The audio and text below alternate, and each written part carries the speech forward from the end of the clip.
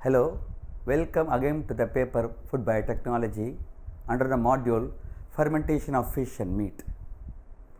In this module, you will be introduced the method of preserving fish and meat so as to retain their color, flavor and texture and also to extend the shelf life of the product. One of the well-established preservation method is fermentation, which involving the use of beneficial microorganisms.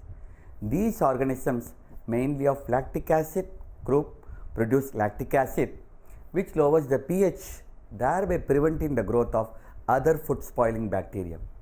Thus, this module will introduce to the method and significance of fermenting the fish and meat. After completing the module, you should be able to, number 1, understand the method of fermentation of fish for long-term preservation, comprehend the type and nutritive value of fermented fish products, know the method of fermentation of meat and its products. Fish is an important source of protein in the daily diet. This is mainly in coastal areas. However, fish has the disadvantage that it spoils quickly. If the fish is not boiled, salted, dried, smoked or preserved in some other way, it will quickly spoil. Fermentation fish paste and sauce have a much more important place in the daily diet rather than salted or dry fish. So, fermentation has got a very important role in making the fish preserved for a very long time. Although fermented foods are a good source of protein, they can be consumed only in limited quantities. Why? Because of the high salt content of these products. Fermentation of fish is especially used in situation where drying of the fish is not possible because either the climate is too wet or where the cooling and sterilization of the product is too expensive, you cannot afford to do that. Preservation of fish by fermentation technology has been popular from time immemorial, from older times. Fermentation fish paste and sauce are released as a condiment, nothing but it is having a flavored salt along with cooked rice in many of the Southeast Asian countries. Now, we can see during the fermentation of fish, the protein in fish is broken down in the presence of a high salt concentration. The fish protein is mainly broken down by enzymes which come from the fish itself. These enzymes, where are they present? They are mainly present in the gut of the fish. If you take the traditional fermentation methods, you can see in fish the intestines are removed from the fish.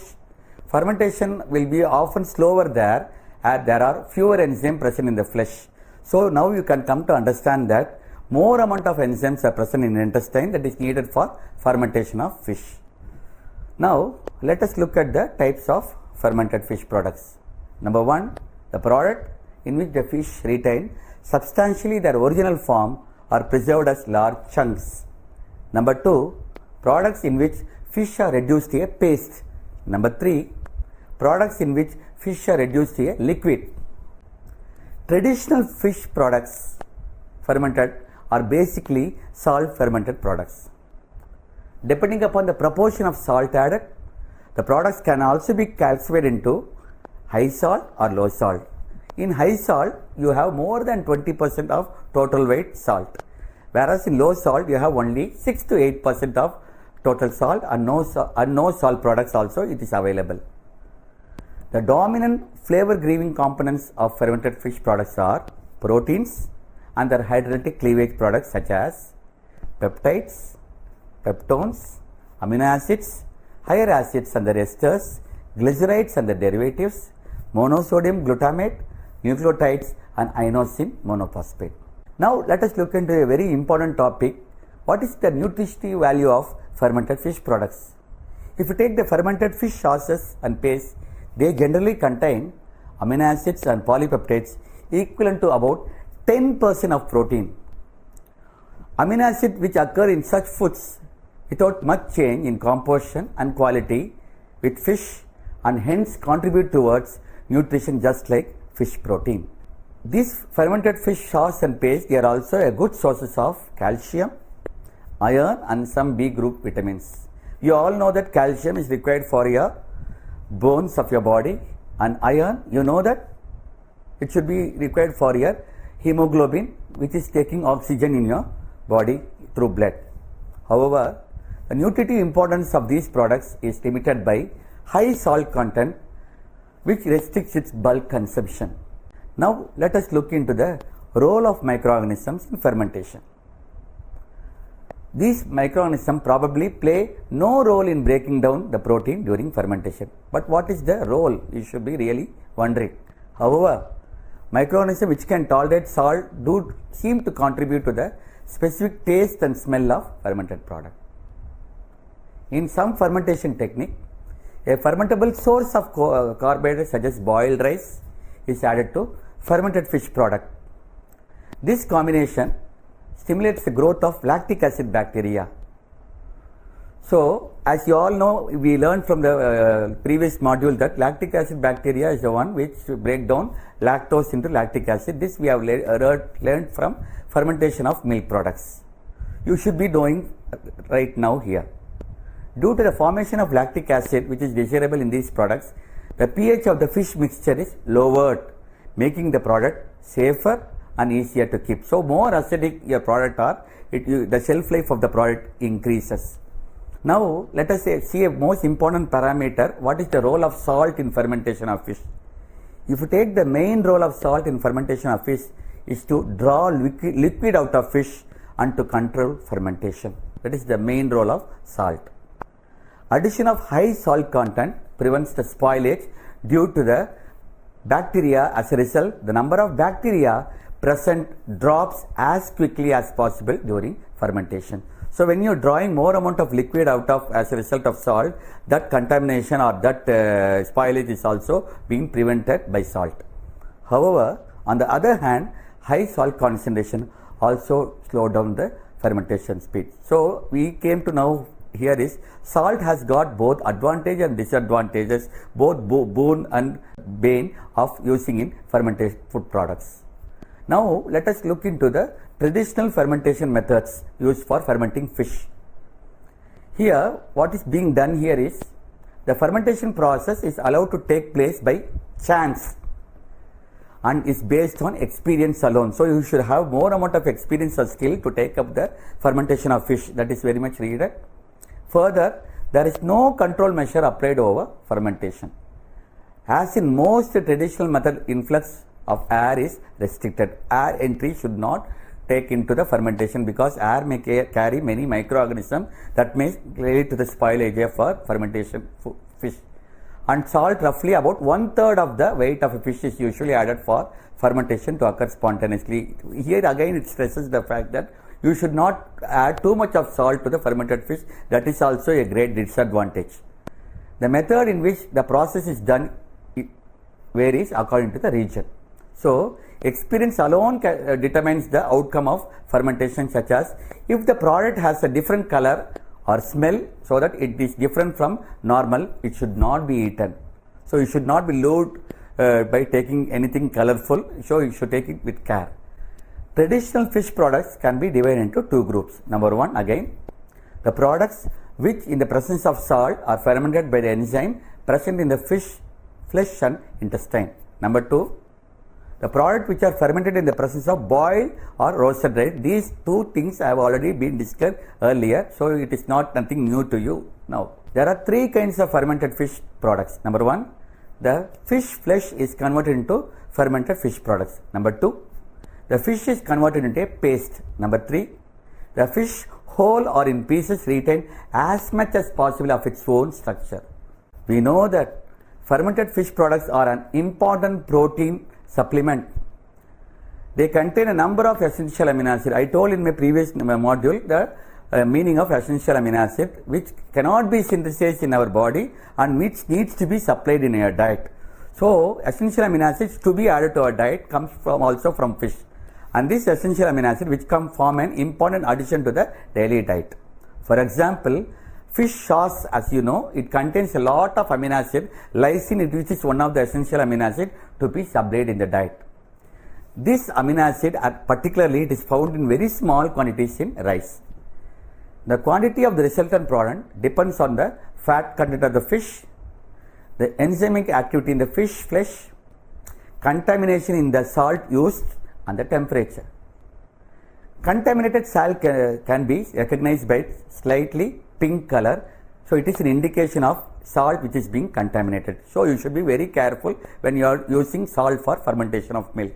And it can be purified by heating the salt or metal sheet over a fire. Now let us see what are the different fishes used for fermentation.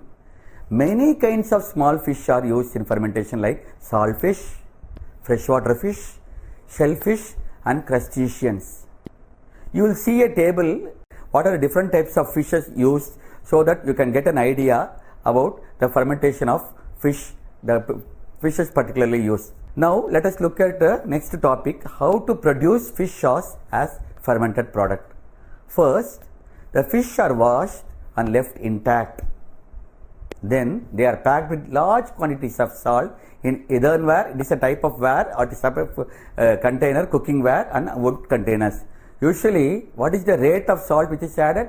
Usually 1 kg of salt is used for 3 to 4 kg of fish. The containers are filled to the rim so that no air is present and sealed as to create an anaerobic environment. The fish protein which is seen in fish is broken down as a result of activity of enzyme present in the intestine of the fish. After several months, a clear amber color liquid will have been formed, which is then separated from the residue by squeezing it out. Sometimes a fish sauce can also be made during preparation of fish paste. Fermentation of fish sauce takes longer than that of fish paste because all the flesh must be broken down to create a clear liquid. Now let us look into what is a fish paste and whole fish. You know that a considerable part of protein consumption in a number of Asian countries emerges from the consumption of fish paste because it is of great importance from a nutritional point of view than fish sauces. So fish paste is nutritionally very good rather than fish sauce. What are the kinds of fish paste used in South Asia? They are number 1, fish salt mixtures, products which are fermented in the presence of cooked or roasted rice on which yeast and molds are present. The general method of preparation of fish paste is the same as that what we described for fish sauce. The only fermentation time is shorter, not as at all of the fish flesh needs to be broken down. Fish paste must be mixed regularly to keep the salt evenly distributed. As a supplement to fish sauce and fish paste, the entire fish can also be fermented in Southeast Asia. The intestines and gills are removed from the market, after which the fish are washed in drinking water. This is the production protocol for making the fermentation of whole fish. The fish are mixed with salt as usual, 1 kilogram of salt for every 3 kilogram of fish, and they are again put into jars. Dried food pulp or tamarind. You know the tamarind, we don't want to talk much about tamarind in South India or even in India. It is a well-known commodity which we are using for many cooking purposes. It is added to the salt and fish to lower the pH. The fish are kept covered with brine with the help of weighted mats and are fermented for about 2 to 4 months. They are then transferred to wooden barrels and care is taken to keep them covered with brine. Fermented fish can be kept for 1 year. This is the shelf life of fermented fish. Now, let us go to the next topic of our module, which is the fermentation of meat. Having done about the module on fermentation of fish, you should be very much thorough with, we are going to talk about fish fermentation of meat. You should be aware that meat is the most valuable livestock product, but because why? Meat is composed of protein, amino acids, minerals, fats and fatty acids, vitamins and other bioactive compounds, and small quantities of carbohydrates. From a nutritional point of view, meat's importance is derived from its high quality protein containing all essential amino acids, especially, and it is highly bioavailable minerals and vitamins. So when you compare to fish, meat is more nutritionally more because it contains high amount of essential amino acid rather than fish.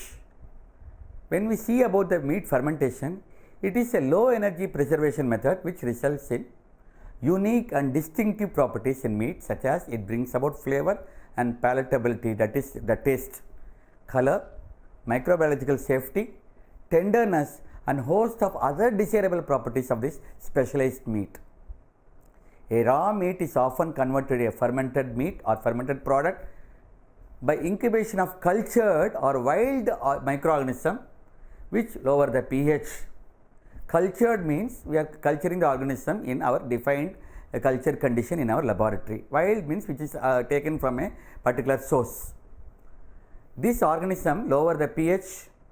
Once lower the pH, this is mainly account for the lactic acid.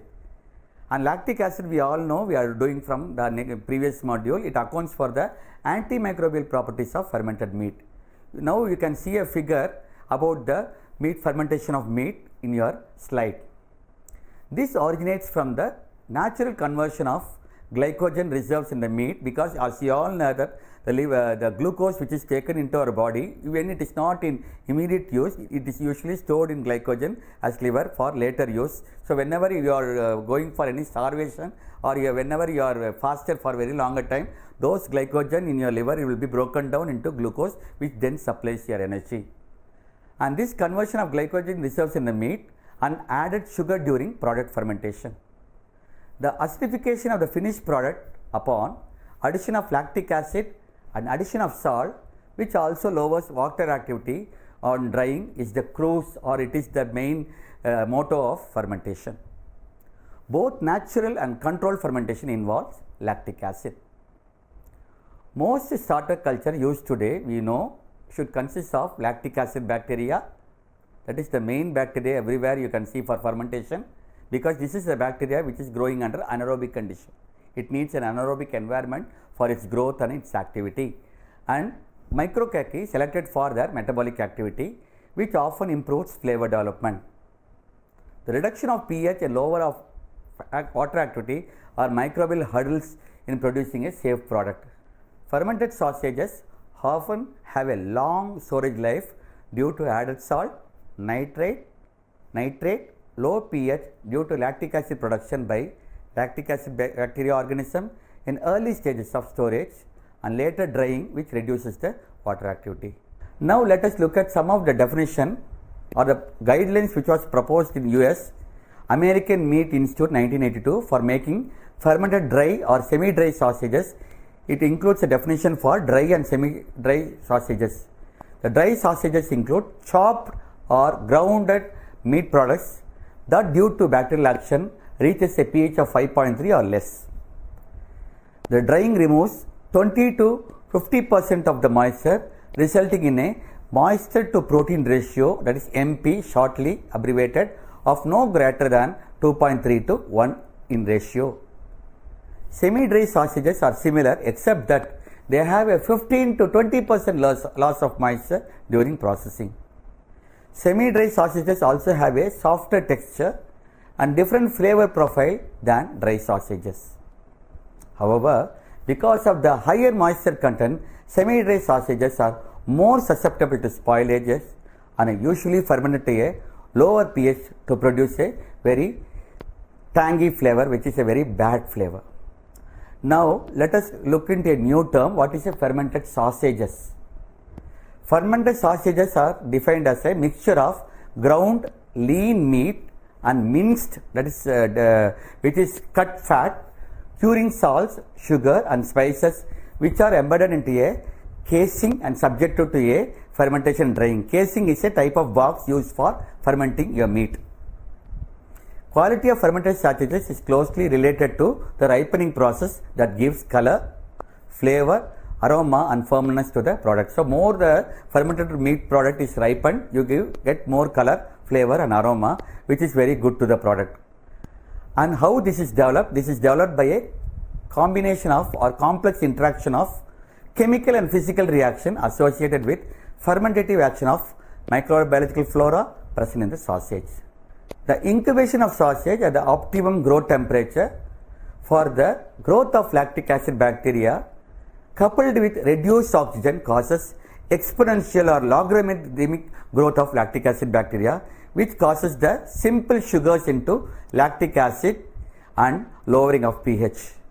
So you all know about from the microbial growth curve that any organism should have four phases. One is a lag phase, where the microorganism has to adapt to the new environment where it grows, and the log phase or exponential phase where their growth will be in a very faster rate and very uniform or very speed rate, and stationary phase where they have utilized the nutrients more from the medium and start to accumulate toxic waste products, and the death phase where totally the nutrients are being depleted and more accumulation of toxic waste products leading to the death of the microorganism.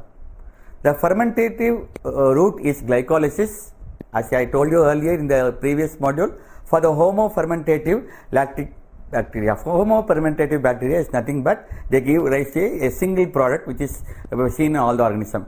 This produces a sharp, tangy taste. In general, higher the temperature up to the optimum growth temperature, shorter the fermentation.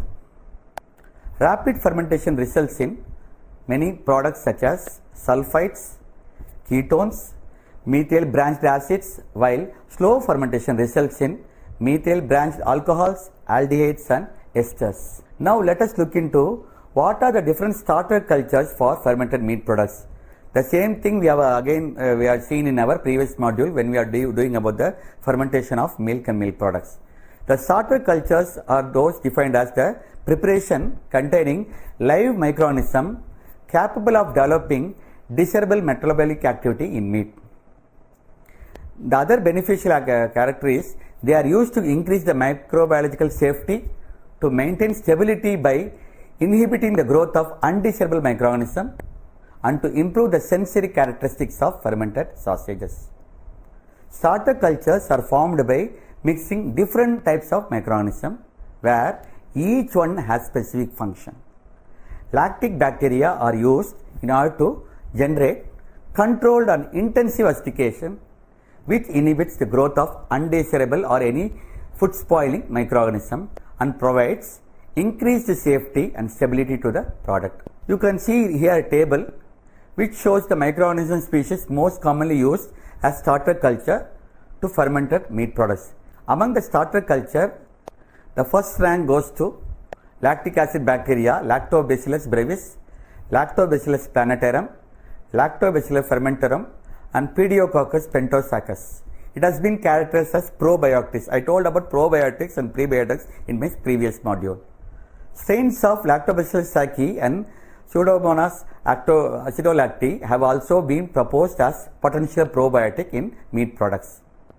The probiotic culture can also be selected from the lactic acid bacteria group in fermented meat products. Facultative or obligate anaerobes. Facultative means they can either grow, they either need or not need. They are not. It is not hard and fast rule. They can either grow in aerobic or grow in anaerobic. Whereas obligate means they don't require aerobic or anaerobic. Here facultative and obligate anaerobes, mainly which does not require oxygen, belong to gram positive bacteria, mainly lactic acid such as Gendra, Lactobacillus, Streptococcus, Pediococcus, Leuconostoc, Lactococcus and Enterococcus are used, which can metabolize several saccharides or sugars into lactic acid, alcohols, aliphatic compounds, lipids and some amino acids. These organisms perform two functions in fermentation sausages. Number one, reducing nitrate and nitrite into nitric oxide, and when combined with myoglobin is responsible for hued color, and by anaerobic glycolysis to produce lactic acid and glucose, which reduces pH. Nitric oxide, as you all know, we should know that it is one of the reactive nitrogen species which forms free radicals in your body, and these free radicals can be neutralized by antioxidants in your diet. The sterile tissues of animals on cutting the animals become contaminated by spoilage and pathogenic gram-negative bacteria such as E. coli, Salmonella species, Pseudomonas species, Clostridium perfringens and also gram-positive species. As a measure of preservation of meat, its water activity denoted by AW is reduced by adding salt or curing by addition of nitrate or drying. Acid fermentation of meat is carried out to enhance stability, texture, color and flavor of the product by choosing appropriate starter culture. In the manufacture of fermented products, meat products, starter culture mainly of Pediococcus cerevisiae, Lactobacillus plantarum and Micrococcus used. The majority of fermented products may be classified either into dry sausages with a moisture content of 25 to 45% water activity and a semi-dry sausages with a moisture content of 50%, whereas the water activity is approximately 0.95. Meat curing compounds and starter cultures are mixed and stuffed in casings at low temperature of about -5 degrees centigrade and incubated at a temperature between 20 to 40 degrees centigrade for fermentation. The fermented product is then dried at 10 to 20 degrees centigrade. Examples of fermented meat sausages include pepperoni and salami, while bologna and summer sausages are semi-dry sausages. These names are mainly, these sausages are mainly used in Japan or China or other Mongolian countries. So we are getting a name, a different name, a very new name which you haven't heard of before. So fermented poultry sausages include dry as well as semi-dry turkey sausages. These fermented sausages are more popular in Mongolian and Japan countries, not very much in India and other Western countries. To conclude with this module, you should have learned or you should be thorough that the method of preserving fish and meat by fermentation. As you know, the procedure involves the use of probiotic microorganism, mainly lactic acid bacteria group, which aims to lower the pH in the product by producing lactic acid as the end product in their metabolism. This helps to enhance flavor and texture in the processed foods and extend the shelf life of the product. I hope the listener or you will be very much benefited by these two modules, and we hope to look at further modules in our subsequent session. Thank you very much.